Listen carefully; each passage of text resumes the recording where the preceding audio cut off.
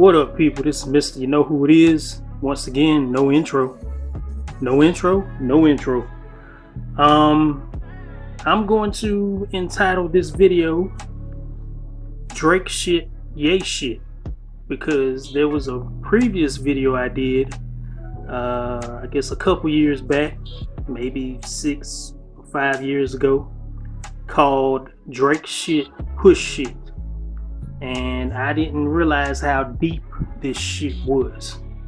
Literally. Pun intended. From my knowledge of what's going on with Drake coming out the same time as Kanye dropping his music and albums the same time Drake decides to come out, it is coming from a father and son relationship, feud, and collaboration, or tirade, or whatever you want to call it. It's coming from a versus standpoint. I don't know how I didn't put the two together after all these years. Not to say that I'm a big hip-hop head, not to say that I'm really that entrenched into the new wave of rap, because like I said in previous videos, I think most of this music out here today is trizash. I still stand on it. But I don't know how I didn't put together that Kanye, Ye the God, as they call him. You know, they serve him as a god, Yeezus. I didn't know he was orchestrating all this stuff behind the scenes, as far as monitoring when Drake drops his music and when he drops his LPs and EPs or diss tracks or whatever. I didn't know he was under a heavy monitoring of this man. I didn't know it was that deep. See, I just thought Pusha T came out with music against Drake because of Pusha T and Malice, which he's called No Malice. You know, when they were the Clips, I thought he was coming out with this music to just expose Young Money, Cash Money, YMCMB, and expose Baby for taking advantage of his artists like Lil Wayne and others. And I thought that the Clips just had a big falling out with YMCMB, and they just didn't fuck with each other no more. So Pusha T was just going down the line from Lil Wayne to Drake. I just thought he was just going down the line of artists, but I should have known better.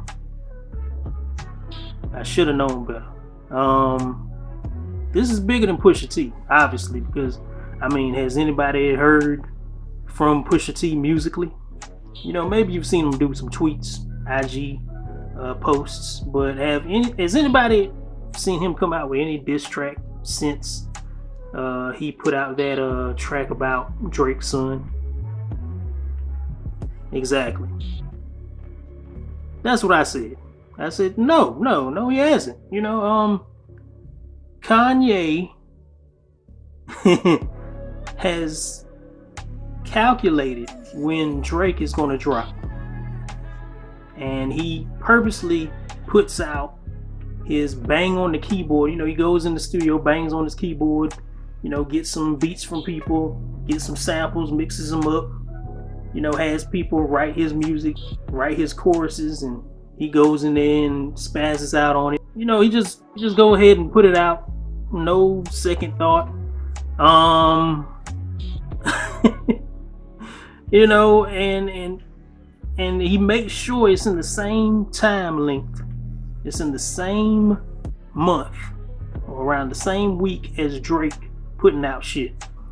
And that's crazy, man. Like, and I should have known better. Because when Drake came out with his song, I think it was called Forever, and it had Eminem, Kanye West, of course, and Lil Wayne, there was already a deep bond forming. You know, even before then, when he dropped his mixtape, I think it was October's Very Own, or maybe it was the the come up or something like that. I don't quote me. Don't quote me. It's been that long. I can't remember all these album names, but he dropped a mixtape, basically rapping over beats that Kanye rapped over or that were Kanye's songs. And Drake was saying that he was very influenced, that Kanye West was very influential in his life, and that he looked up to him like a father figure in the rap game, in the hip hop game, in the music game. And then Kanye West started to reach out to him, help him with music. He gave him some music. He wrote some stuff for him. I think he wrote the single Find Your Love on his first album, Thank Me Later, on Drake's first album. First official album, should I say. And he also directed The Best I Ever Had, which was another single, I think, that was on Thank Me Later. So, Drake and Kanye were always around each other. I mean, it was a very, I'd say a seedy relationship they had, but it was a father and son relationship as far as rap and entertainment goes, and as far as musically. And, ever since then, 2008, 2009, 2010, ever since then, when Drake stepped on the scene, Kanye had been kind of taken aback. He had been kind of like trying to reinvent himself. His mom had recently passed. He was singing on tracks, doing the 808 Heartbreaks thing, after the graduation, which I heard on, I think it was the graduation. Drake was taking off of a couple tracks on that. They saying that might have fueled the beef too. Kanye is a competitive motherfucker, man. That's one thing about him. He's competitive. I mean, Drake is too, but he's not as maniacal. He's not as calculated as Ye. Ye is very manipulative, man. I mean, I guess he got it from the best, from Jay-Z, his big brother, his mentor. I guess he got it from the best. That's how they do chess moves in the rap game. They try to drop their shit the same time you drop yours. But there were other albums that dropped around the time. Ye and Drake recently dropped their 2021 projects, which says a lot about the rap game. It's all about getting all the listeners to sample your music and to listen to your music and to stream your music and to cop your music all at the same time, all at once. So everybody's trying to drop all around the same time, which is crazy. So everybody gets passed around, everybody gets a turn. But I know that's a tangent, but it relates. Ye, a lot of people are saying that Ye was defending his wife Kim Kardashian within this Drake and Kanye beef, because Kim Kardashian has been with Drake. She's been with several artists in the rap game. Soulja Boy said he had her first. Chris Brown done passed her around. T-Pain may have had a shot at her. These are artists that have went head to head at Kanye, claiming that Kanye stole their stuff, or that Kanye took them off of even the recent album or even previous albums. He's disassociated himself from the likes of T-Pain and Soulja Boy and Chris Brown and a lot of other artists. Kid Cudi, even though they got back cool, Kid Cudi had issues with Kanye. I even think Lupe Fiasco has his bouts and issues with Ye. But all in all, man, I mean, Drake, like Kanye said in his own words, that's his sparring partner. That's the only one in his eyes that equals his numbers and equals his energy as far as trying to hold down that number one spot in the hip hop game. Now, me personally, judging both these albums, I wouldn't say that they're number one, but they are the most streamed right now. That being CLB, Certified Lover Boy by Drake, and Donda by Kanye West. But to me, to be honest with you, both albums seemed rushed. It seemed like they were trying to come out before the next person. Like Drake was trying to calculate when Kanye was gonna come out. Kanye was trying to calculate when Drake was gonna come out. They were just like, oh shit, what are we gonna do? And of course Kanye just threw some shit together, even though he stayed in the Atlanta Mercedes Stadium for about a month before he released this album. He did a whole listening party concert, had fire and pyro, had a whole wedding, and did a whole damn circus on stage, a whole Cirque du Soleil, whatever you want to call it. A lot of people are saying that Kanye's Donda album was ode to his mother. It was dedicated to his mom. But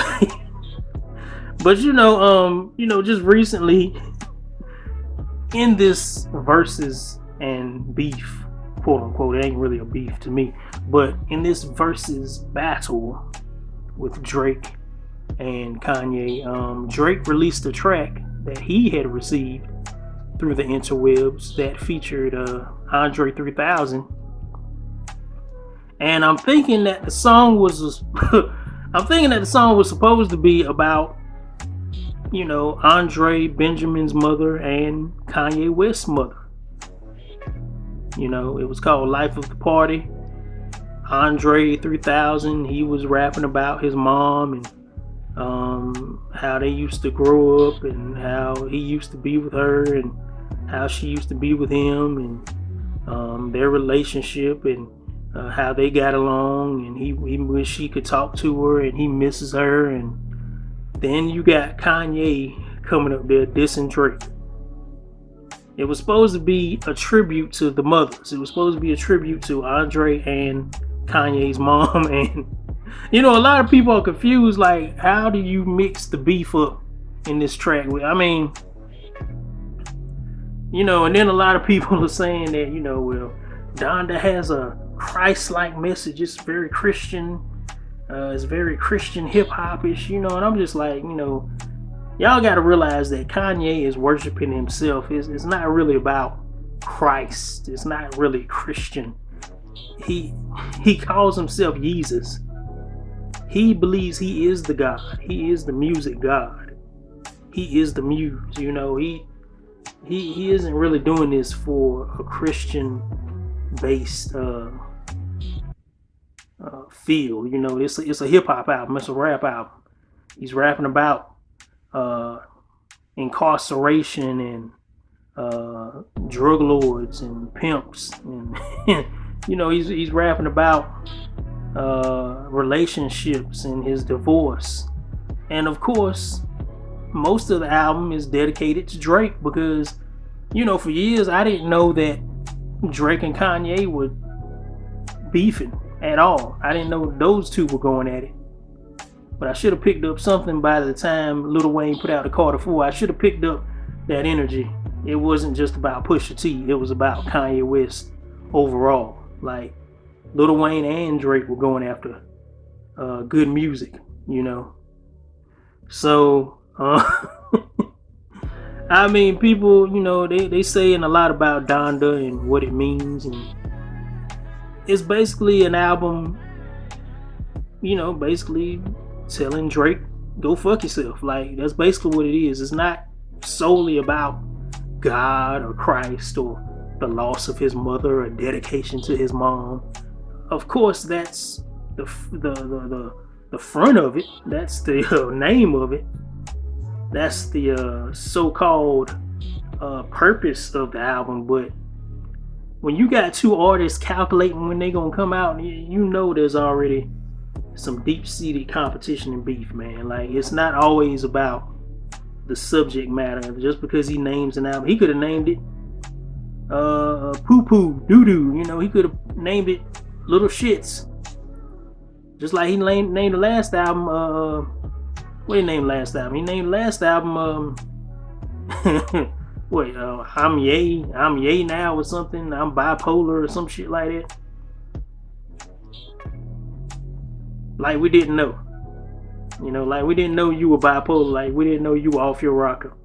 Come on, yeah. You know. So I knew he was off his rocker after 808 Heartbreaks dropped. I knew he was gone. He was out of there. But Drake, you know, he was trying to keep that father figure thing going, even though he rekindled the relationship with his real father in due time. You know, I still think he looks up to Kanye in a way. I mean, maybe he thought the beef was over, but it's clear as day that Kanye has not let go of the beef. So it was bigger than Pusha T, man, and my apologies, but I can be wrong. I can be wrong a lot. But this has been my video about the issues with Kanye West and Drake. Drake shit, Ye shit. And I'm out of here, man. Y'all subscribe, like, comment, favorite, share. Peace.